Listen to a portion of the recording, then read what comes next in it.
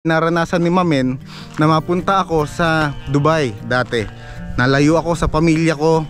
Sobrang hirap, yung homesick, namimiss mo yung lugar mo, kaso wala kang magawa eh. Kailangan mong gawin yun para sa pamilya mo. Kailangan mong lumayo para maibigay yung pangangailangan ng pamilya mo, yung mga mahal mo sa buhay. If you wanna go out, we can go out. You can hide away just for one night. But if you wanna cry, just let it out. I'm by your side now. Just hold on a bit more, 'cause I know you only see the rain, not the rainbow. Deep down I know you're strong. Give them hell, baby, prove them wrong. Just hold on a bit more, 'cause I know you only see the rain, not the rainbow. I know you'll get up again. Better stand up tall, I know you can be brave, brave, brave.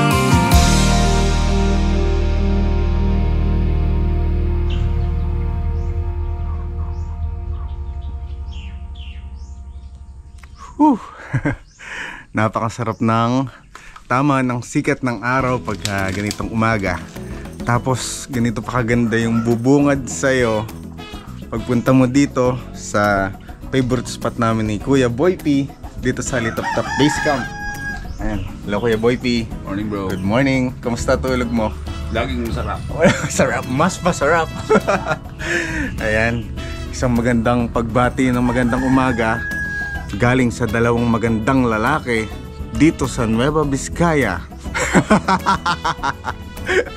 Ayan, napakasarap na mga sina talaga ng tulog namin dito ngayon dahil unti-unti ay lumalamig na yung klima dito sa Nueva Vizcaya. At ito yung paborito namin na panahon, yung klima, yung taglamig. Sa palagay ko ay konting panahon na lang ay makakagala na tayo ng gusto dahil ngayon ay sobrang init pa pag tanghaling tapat. Eh medyo natatakot kami ng maglalabas kung saan at baka maging alamat kami. Ano, di ba kuya? Baka kasi mabawasan yung mga magagandang lalaki dito sa Nueva Vizcaya. Tama.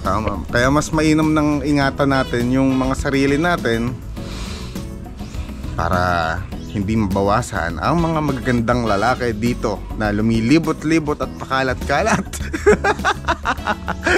O ayan, di ba? Dapat ay simulan natin ng ngiti ang umaga natin para maganda yung bungad sa atin ng araw. Magandang bungad ng araw. Magandang bungad ng magagandang lalaki sa harap nyo ngayon. Ayan, dito nga pala tayo natulog kagabi. Papakita ko sa inyo. Nagduduyan gaming si Mamen dito dahil na-enjoy ko talaga yung hammock. Kahit na pinagawa tayo ni kuya ng kwarto dito sa likod natin, ayan yung kwarto, na dapat yan tayo natutulog, eh mas pinipili ko na dito matulog kasi namiss ko talaga sa malamig Dito, Oo. may hangin.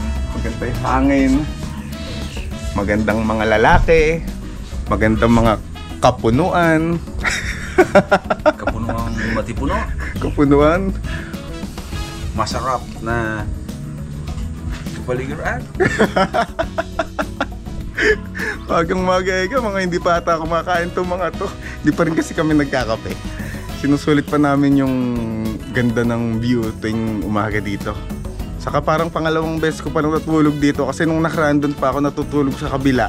Eh syempre sinusulit ko rin at matagal na panahon din akong kami natulog doon. Napamahal na ako doon sa tinutulugan natin doon. Alam niyo naman si Mamen, mabilis ako mapamahal sa isang bagay, mapatao man yan o lugar. Mabilis akong ma-attach ba? Just a little time for you and I. So stay a bit longer. Just a little time for you and I until it's over. Just a little time.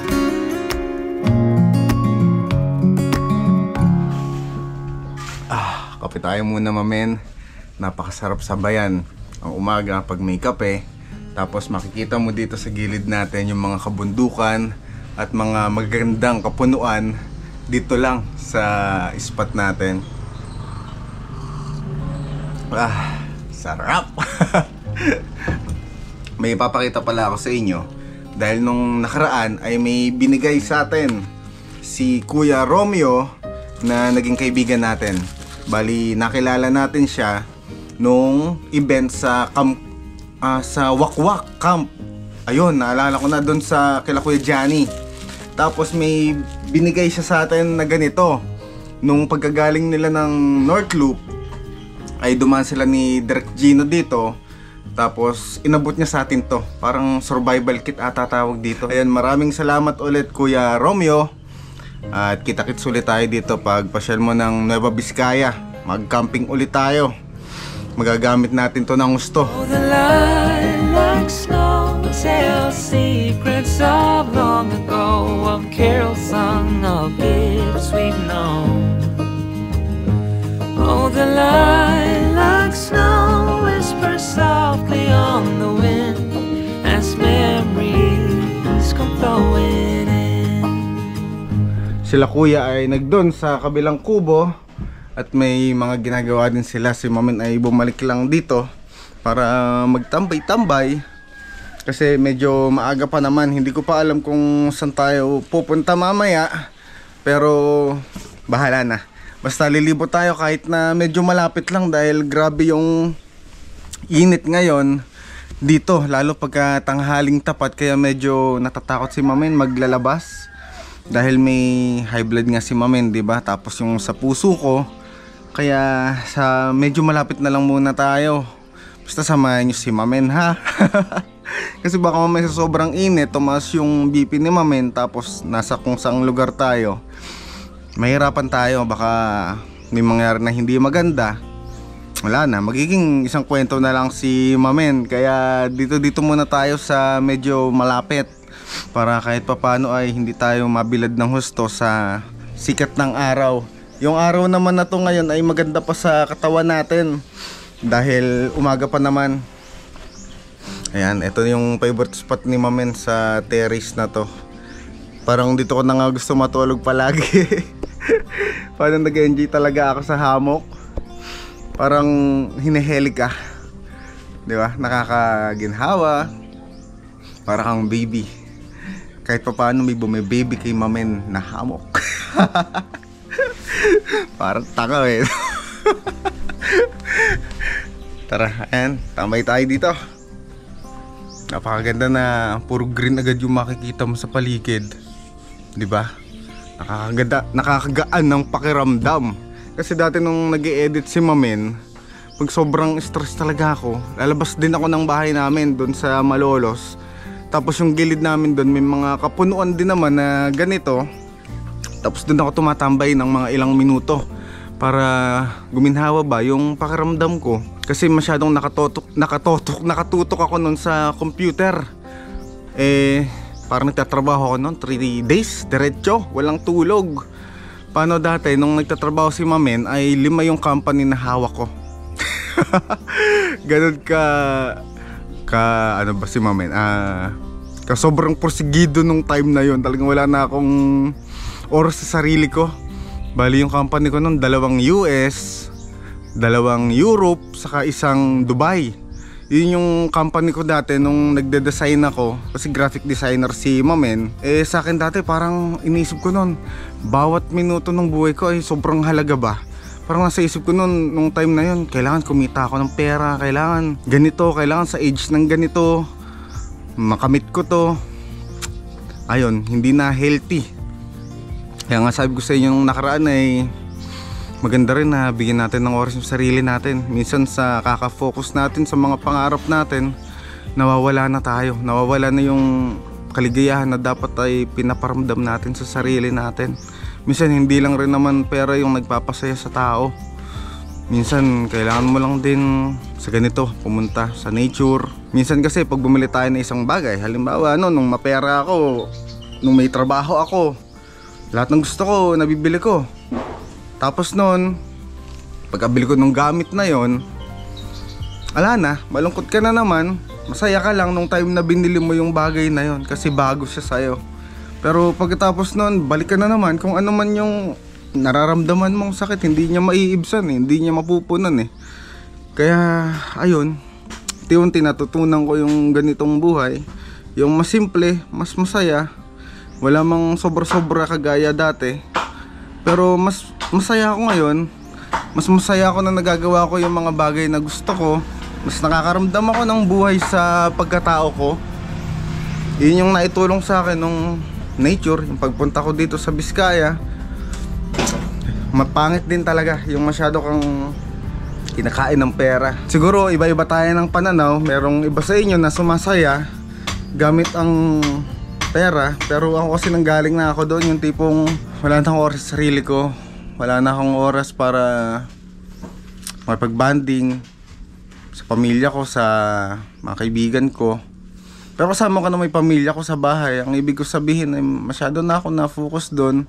Parang bawat segundo ng buhay ko noon kailangan kumikita ako ng pera. Kasi nga may trabaho ko.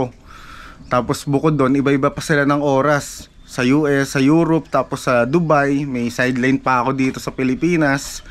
Yun yung mga ginagawa ko dati araw-araw. Kaya masyadong na-drain si Mamen. Tapos kung ano-ano pa nangyari kay Mamen. Kaya ayun, okay lang. Okay naman ngayon, tapos na yun. Mahalaga ay kung ano yung nangyayari sa buhay ni Mamen ngayon. Kung paano ako nakabangon unti-unti. Kung paano ko nalutas kahit papano lahat ng mga nangyari, lahat ng problema nun. Masaya ako ngayon kasi okay na tayo. At nandiyan kayo, 'di ba? Sasamahan niyo si Mamen hanggang sa masabi kong nakabangon tayo ulit dun sa sako ng mga pinagdaanan ni Mamen. At alam ko kayo rin, kung may mga pinagdaanan kayo ngayon ay makakaya natin yan, malalabanan natin yan. Lahat naman tayo ay dumadaan talaga sa pagsubok, yung pinaka bagsak na pangyayari sa buhay natin. Pero kailangan natin bumangon, harapin lang natin lahat ng pagsubok ng buhay natin, kasi lahat yan talaga ay malalampasan naman. Kailangan lang natin ay manalig sa taas, saka magtiwala sa sarili natin.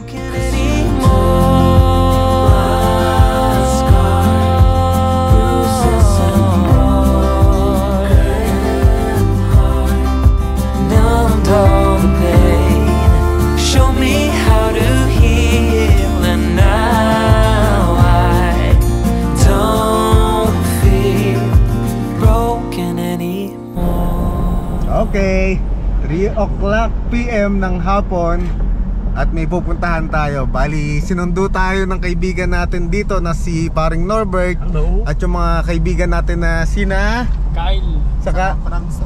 ayan, makakalimutin kasi si Mamen sa pangalan. Si Norbert nga kanina ay ilang beses ko pang tinanong ulit yung pangalan.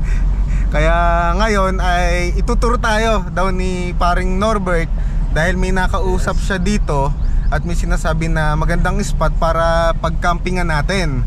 Ngayon ay sisilipin muna natin para sa susunod na balik natin ay isasama na natin sila Kuya Boy P at yung mga ibang kaibigan natin para may bagong spot tayo dito na madidiscover. Ayan, buti na lang ay may mga lokal tayong kaibigan dito sa Solano na nakakasama natin. At ayun nga, naging parte na rin talaga ng pagkakaibigan namin dito sa Solano. Lumalawak na yung samahan natin dito, yung mga kapamilya natin.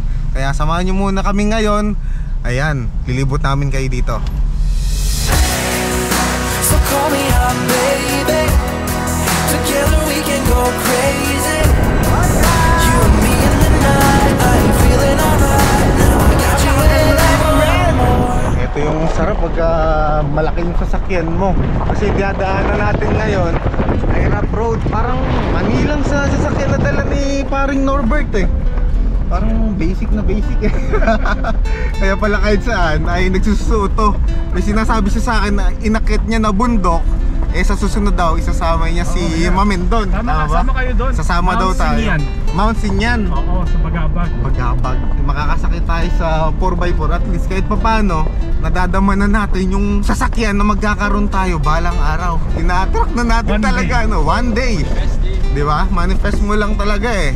Kasi lahat naman yan na ibibigay sa'yo ng universe pag nasa tamang oras at panahon na. Basta wag ka lang hihinto sa lahat ng bagay na gusto mo. Kung may gusto ka ay pagsikapan mo, pagtrabahuan mo. Darating din yung panahon at araw na lahat yan ay mapapasayo. Basta samahan mo lang rin ng dasal at manalig ka sa taas at sa sarili mo. Lahat yan ay magkakaroon tayo. Kaya magkakaroon tayo ng Hilux soon. Amen. Amen. You either like me or you don't. I don't care, no, not at all. Oh. Don't like me now, you never will. If you do, you get a thrill.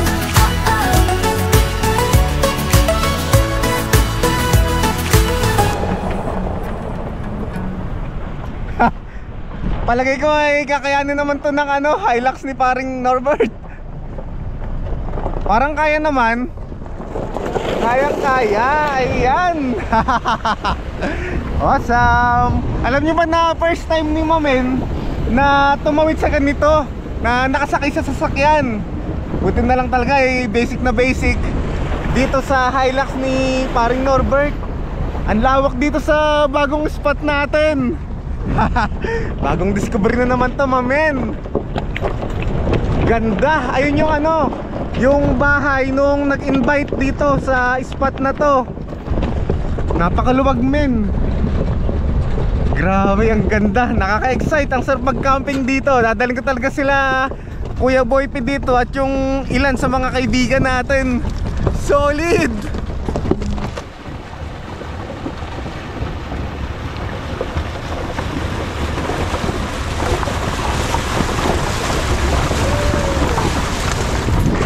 Awesome!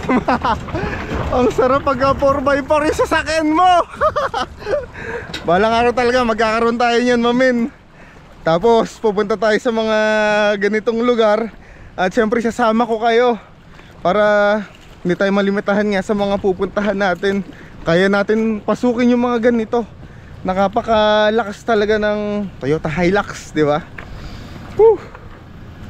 Mamen, napaka-awesome talaga. Napakagandang tingnan pagka tumatawid na ganun. Nag-request ako doon sa mga madulas na bato.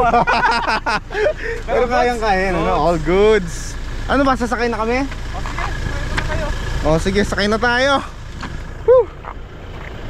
Napaka-awesome. Talagang nabibighani si Mamen. Parang ngayon lang ako nakitang ganun sasakyan ng personal Yung nagre-river crossing, ha? Tara, tawid na tayo.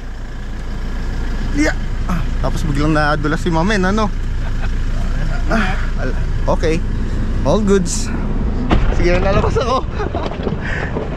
Ayan, para makita nyo yung tinatawid natin dito. Woohoo! Sarap, men. Awesome. Hilux lang sa Kalam. Ganda. You've been living the life I've been looking for. You can take all the time, I'll be back for more. Put your hands up, put your hands up. We're trying. Put your hands up, put your hands up. Oh, we've been living a lie that we can't ignore. So please take all the time, I won't let you go. Put your hands up, put your hands up. We're trying. Put your hands up. We've gotta live a little. Ilibot ko na kayo dito. Ano man, Ingat ilibot ka. ko lang yung mga kamamay natin. Ingat ka sa mga sirena dyan. Ito yung Hilux ni paring Norbert, di ba? Pang digmaan talaga, pang lusungan kahit saan. Napaka-presko dito sa napuntahan natin. Kanina ay may mga tao tayong naabutan dito na mga lokal, kaso ay umalis na sila. Kaya tayo na lang ang natira dito sa napakagandang spot na to. May bago na naman tayong na-discover. Pero hindi ko muna sasabihin kung saan to. Kailangan ay masulit muna natin nang hindi pa masyadong crowded itong lugar. Kaya wag naman kayo magagalit sa amin. Kasi kung mapapansin nyo, yung ibang lugar na agad na ipopromote, tapos pupuntahan ng kung sino-sino, ay nababalahura. Nasasayang yung ganda ng spot. Etong spot na to ngayon, men, ay sobrang fresh pa talaga. Kung mapapansin nyo kasi, hindi namin masyadong sinasabi kung nasang spot kami. Ay, nala Direct Gino, Kuya Boy P, ni General, at ni So Guys. Ayan, simula ngayon ay siguro hindi muna namin sasabihin kung nasaan kami.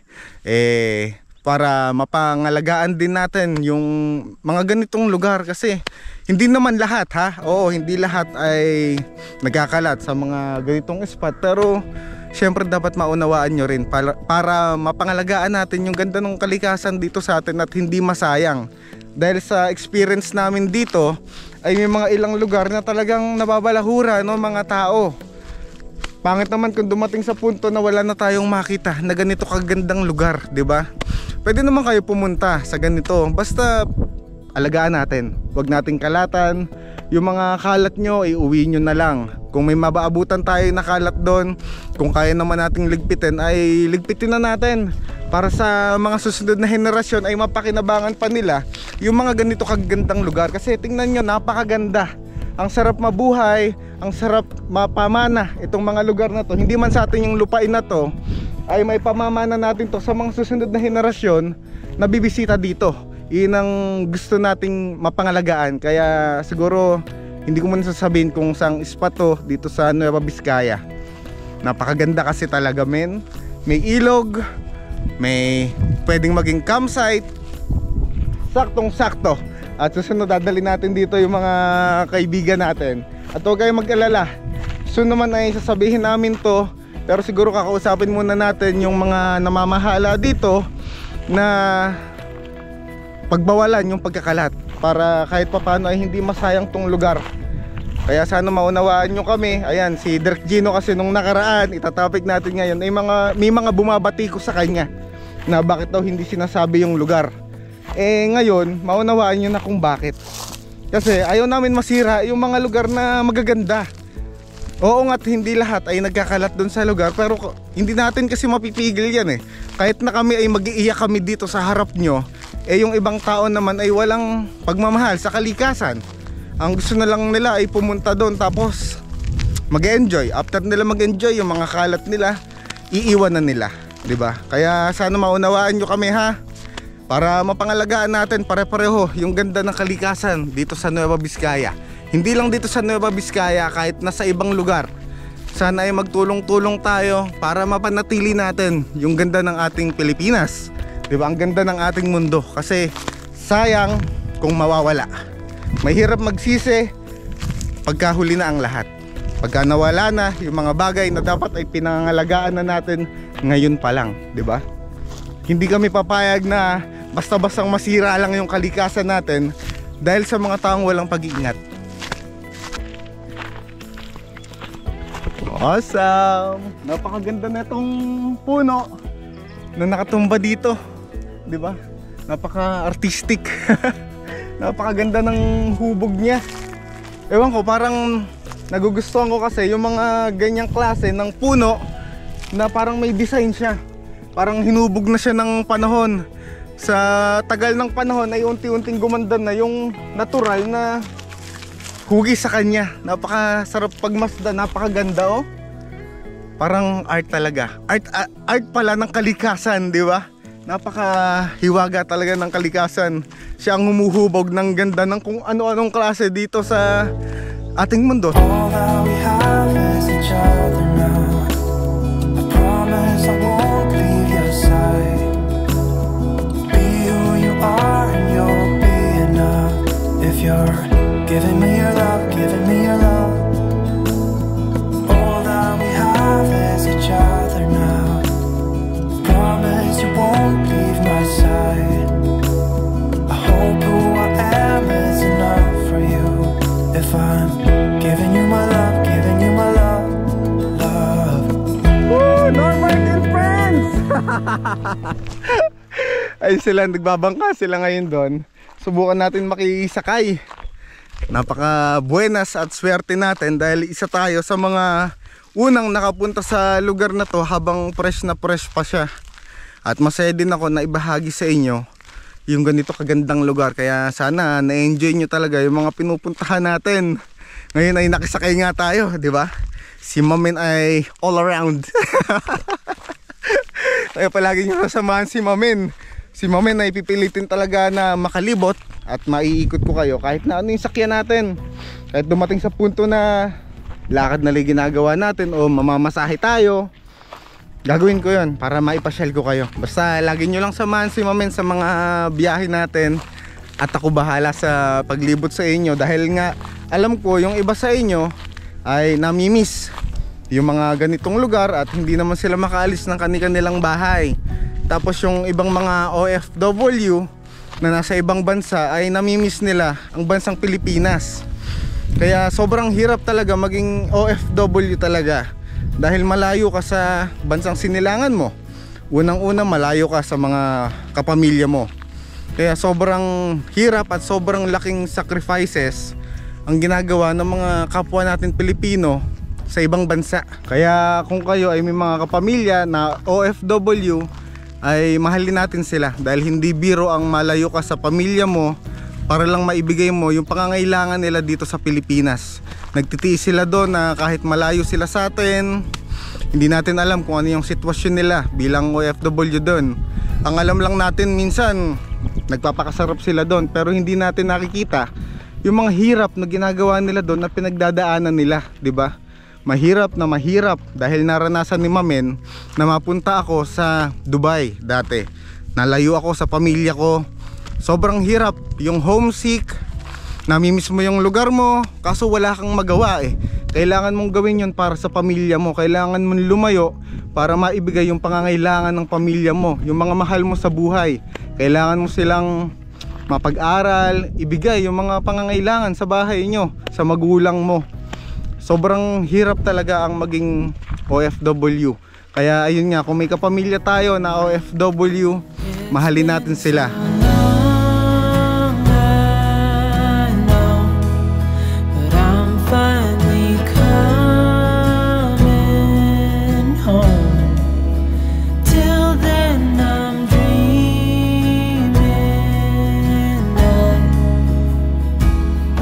Your heart, your eyes, how I love.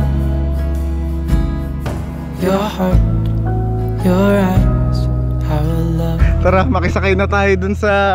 Ano ba tawag dyan? Bansa ba yan? Bangka sa amin eh. Bangka.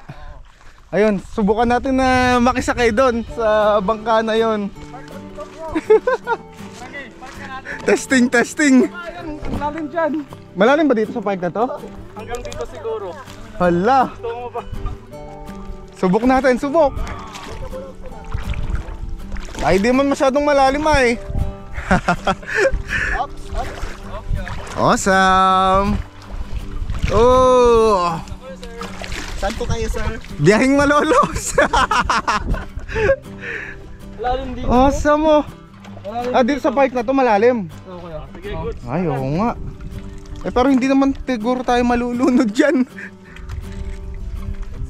Ganda. Saan tayo pupunta? Dito ko yan, ah. Napakaganda. Oh, solo natin. Maglalayag na tayo, Mamen. Woohoo! Iyan, tayo nasa tubig naman tayo ngayon. Wala na tayo sa kalsada. Dito tayo ngayon, mamamasada. Woohoo! Ang sarap, Mamen. Isang panibagong experience naman tong nagawa natin ngayong araw na biglaan, di ba? Let's go! Testingin natin maligo dito. Siyempre dapat di natin palampasin to. Ayun, pa-help nga ako. Papakita ko lang sa kanila kung gaano kalalim dito. Guys, sagipin nyo ako pagka lumubog ako.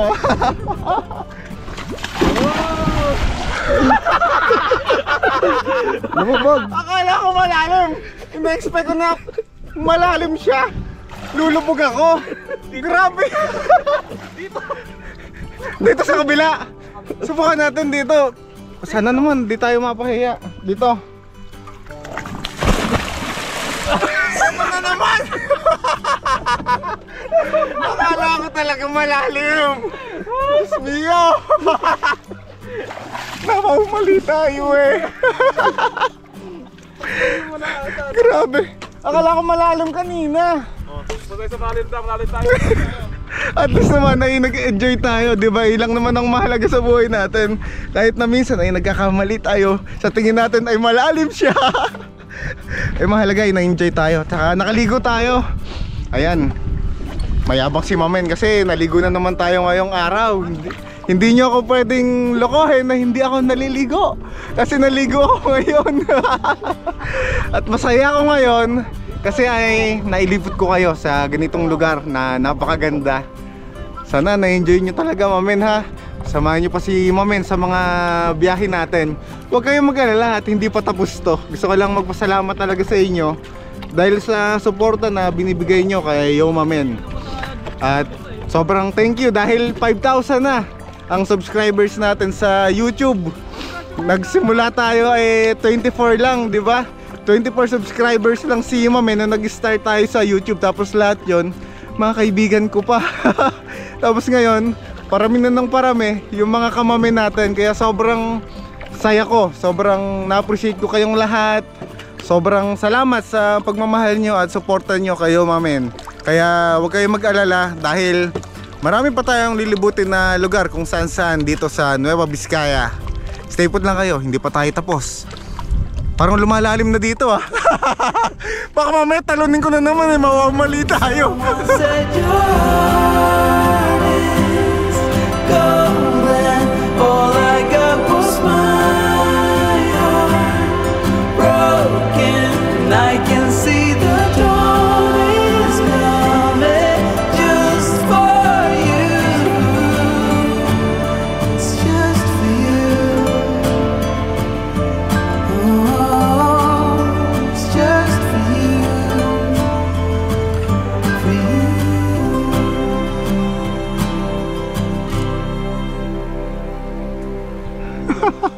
Tara, sabi tayo dito. Oh!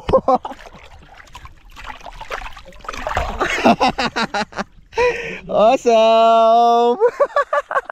Ang saya pala sumabit sa ganito, mamen. Sinasabi ko sa inyo, di ba? Pag sa tingin mo ay magiging masaya ka sa isang bagay, gawin mo agad. Kasi minsan lang ito mangyayari sa buhay natin. Pwedeng hindi na ito maulit. Kaya hanggat may pagkakataon, gawin nyo na yung mga bagay na magpapasaya sa inyo. Maliit na bagay man yan o malaki, sulitin nyo agad. Kasi hindi natin masasabi yung bukas. Kaya palagi yung piliin ang maging masaya at gawin yung mga bagay na magpapasaya sa inyo. Napakaganda, men. Awesome. Ito linalangoy ko yung bangka namin papunta dun sa Pangpang. Ayan. Solid na naman tong napuntahan natin, mamen. Napakasaya. Tara, lublub tayo. 1, 2, 3. You act like you want me to suddenly drop me. Huyo kayo sa akin, bagong ligo ako ngayon. Yeah, waiting around to go out with somebody. Anyone but me. You act like you want me, then suddenly drop me. For anyone but me. For anyone but me. Oh. Anyone but me. For anyone but me. Sobrang solid na naman nung napuntahan natin na spot ngayon. Sobrang aliwalas ng lugar na to. Tapos napakalakas din ng hangin dito at napakabango nung naamoy ko dito dahil puro kapunuan at kabundukan yung nandito ngayon, men. Sana ay na-enjoy nyo talaga yung pinupuntahan natin ng mga ganito, mamen, dahil para sa inyo to, para dun sa mga taong hindi nakakalabas ng bahay at para dun sa mga tao na nasa ibang bansa. Dahil alam ko yung iba sa inyo ay namimiss talaga ang Pilipinas. Kaya salamat sa mga sumusuporta sa atin, na mga OFW at yung mga nananatili sa bahay o kahit na ikaw ay nagtatrabaho. Dahil alam ko minsan kayo ay pagod na at yung iba ay wala ng time para lumabas ng bahay. Kaya nandito si Mamen para sa inyo. Ako ang bahala maglibot sa inyo kasama ang kalikasan. Kaya sana ay mapanatili natin ang kagandahan ng kalikasan natin at huwag masira dahil sayang talaga. Kaya madalas sinasabi natin na mahalin natin ang kalikasan dahil ang makikinabang nito ay yung mga susunod na henerasyon, yung mga anak natin, mga kaapu-apuhan natin at yung mga ibang tao na maiiwan natin dito pagdating ng araw. Tayo lang ang may kakayanan para mag-alaga sa ating kalikasan. Kaya sana ay wag natin sayangin yung mga ganito kagagandang lugar dito sa Pilipinas. O kahit nasang lugar ka man, pangalagaan natin ang ganito kagagandang lugar. Paano mga men? Hanggang sa susunod na lang ulit. Marami pa tayong pupuntahan na lugar. Ako ang bahala sa inyo. Maraming salamat sa pagmamahal at suporta nyo kay Yoma Men. Hanggang sa muli, mamen. Let's go.